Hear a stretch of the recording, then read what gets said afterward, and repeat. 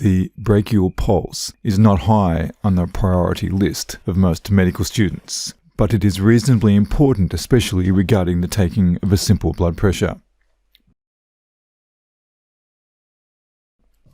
The anatomy is simple.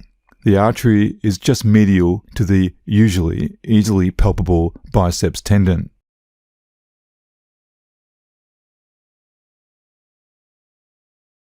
However, the actual pulse can often be difficult to palpate, the reason being the presence of the bicipital aponeurosis, highlighted here and shaded in green. This fascial sheet can make feeling the pulse difficult. However, you're not using this pulse to assess rate or rhythm, already done with a radial pulse, and is certainly not used to assess volume and character, which is the carotid pulse. So just knowing where the artery is sufficient to make sure that the stethoscope, or microphone in the case of an autosphygmo, is placed precisely over the artery in order to accurately measure the arterial blood pressure. Do not waste time here. Palpate the biceps tendon and briefly try for the pulse. If felt, great.